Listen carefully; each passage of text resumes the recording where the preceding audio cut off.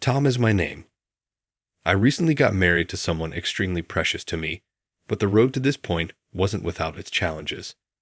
I intend to tell my wife's and my tale in reverse chronological order. Both my spouse and I were employed by the same company at the same age after graduating from college. Margaret is the name of my wife. We were only coworkers back then, and I used to jokingly refer to her as Margaret. We found ourselves in the same department following our orientation. We were both in sales, pushing each other to be the best we could be every day. I was with a girlfriend at the time. I would say that we were getting along very well. Then, my friend Joe gave me a call in late April.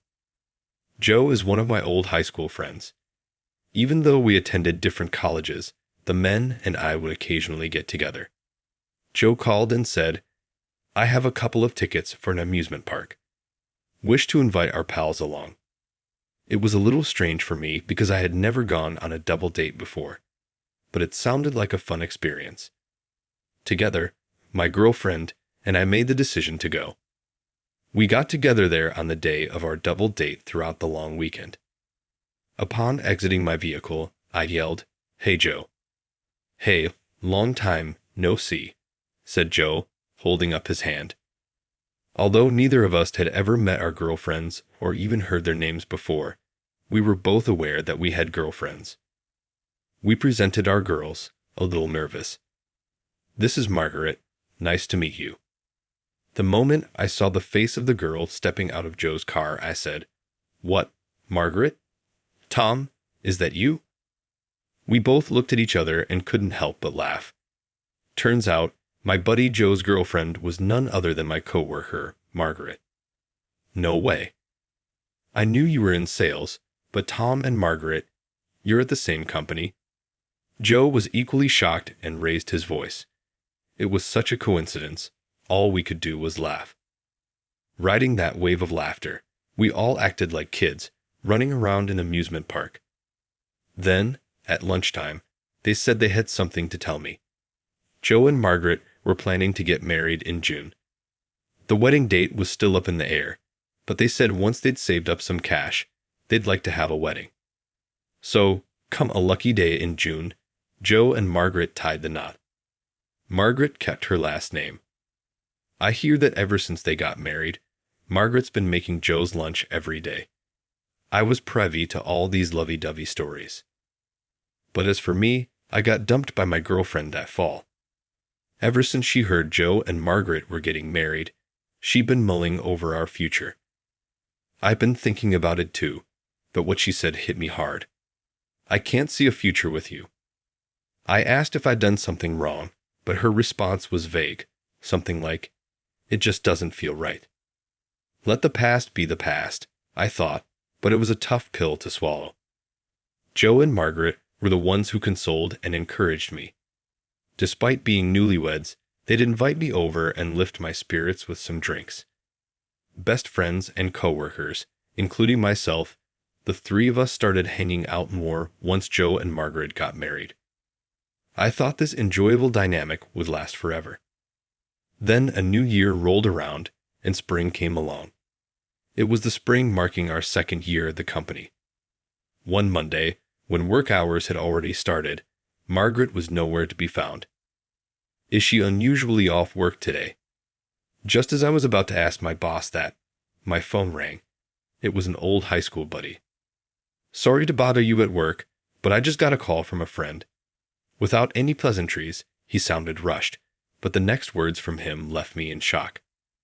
"Joe had an accident." It was a call to tell me that Joe had passed away this morning. "What?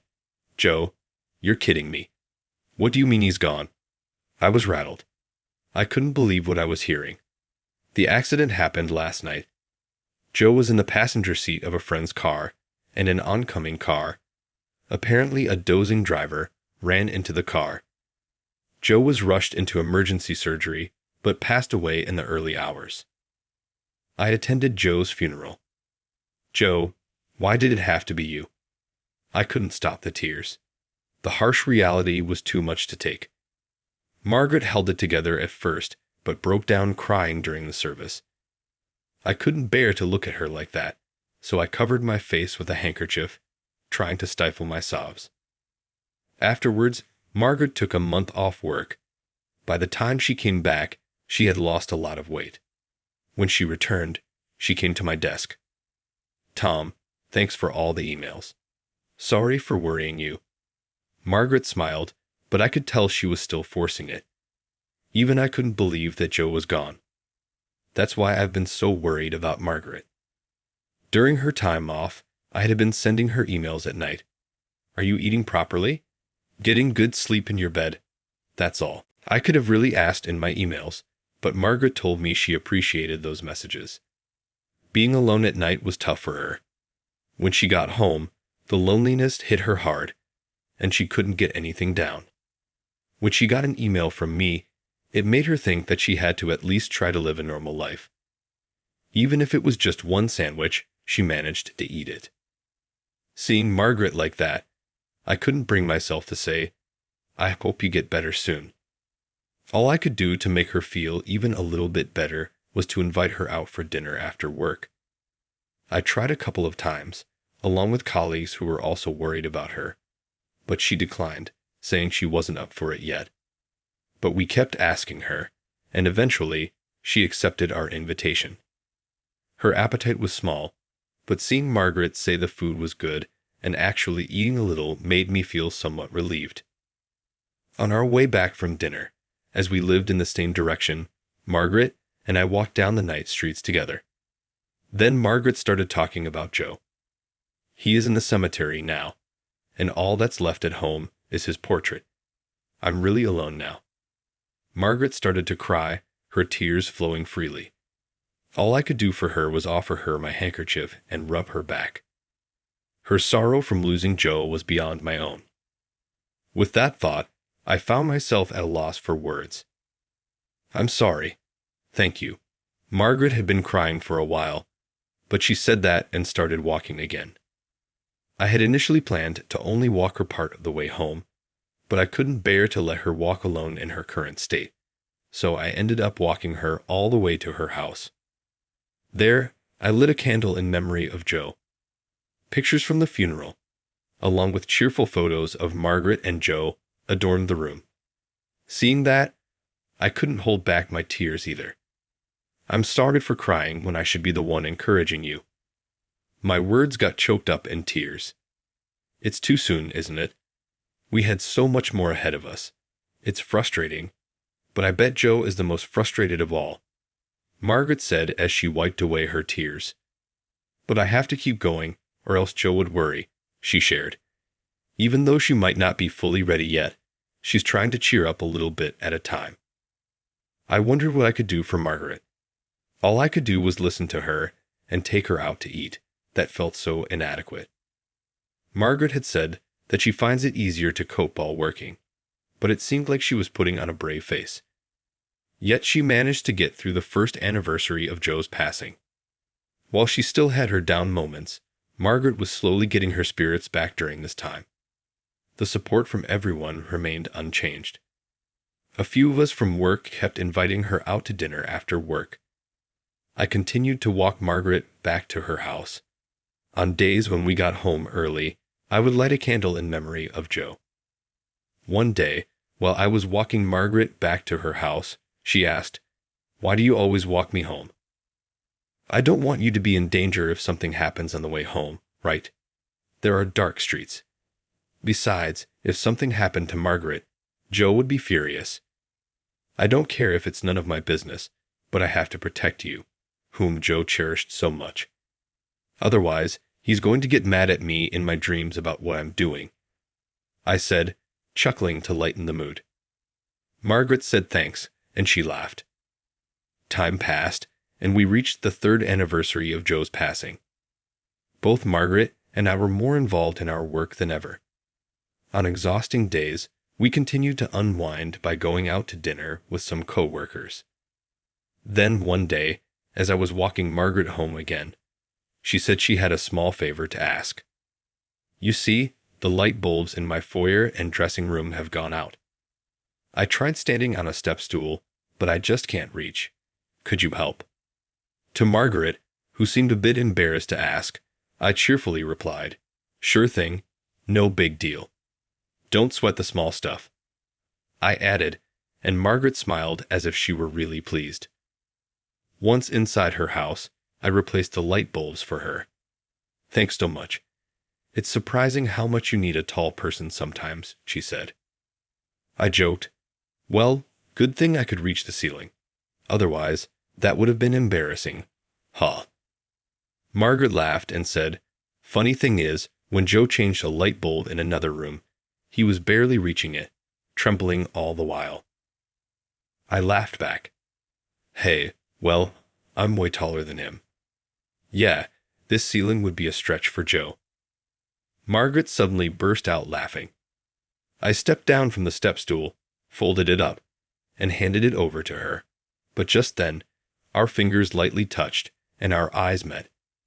Unexpectedly, the laughter that filled the air between us abruptly ceased. I looked away, as if I felt nothing. That's when Margaret softly said, "Hey, why are you so kind?"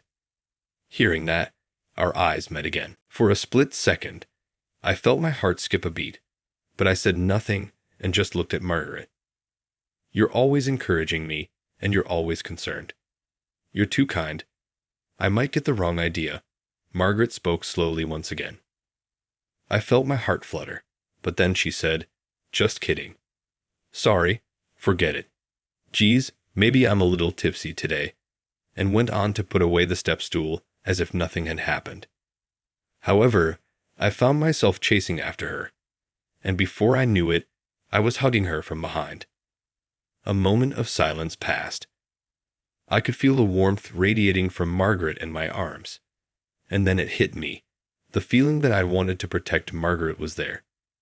And it wasn't just as a coworker or as a friend's wife. I was falling for Margaret.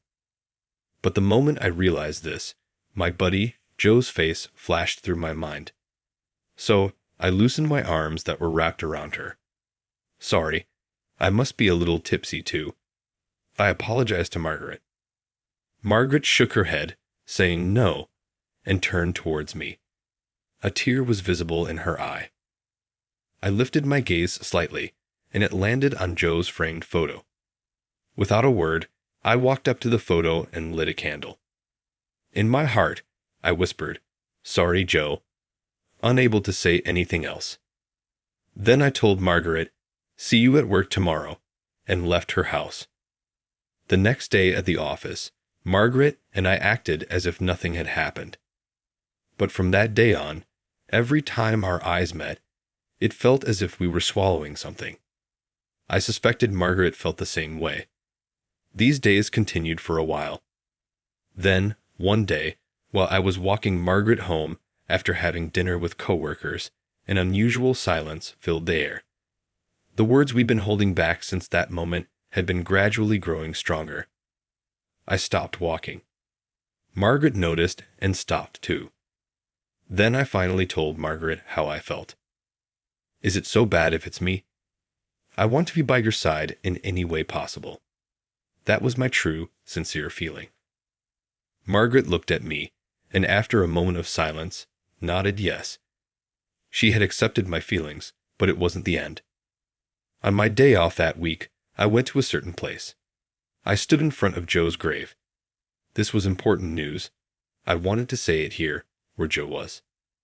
"Joe, I've come to make a resolution. I'll make Margaret happy, and I'll take good care of her on your behalf too.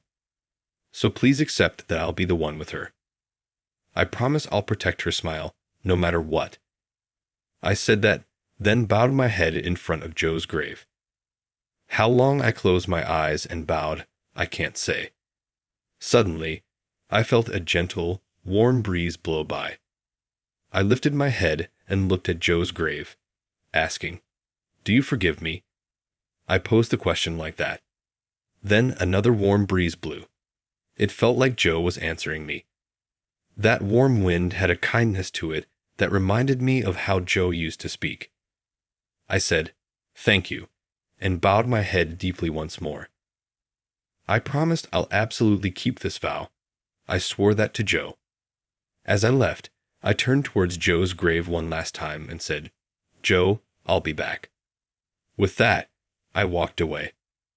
A decade has passed since then. We had just recently observed the 13th anniversary of Joe's passing. Margaret and I have been together ever since, living in a committed relationship, much like a common-law marriage. On a day that came after that, Margaret suddenly said she had something important to discuss. It was on our way back from visiting Joe's grave to honor his memory. It had become our custom to pause and rest at a park before heading back home after these visits. That's when Margaret suddenly turned serious and started speaking.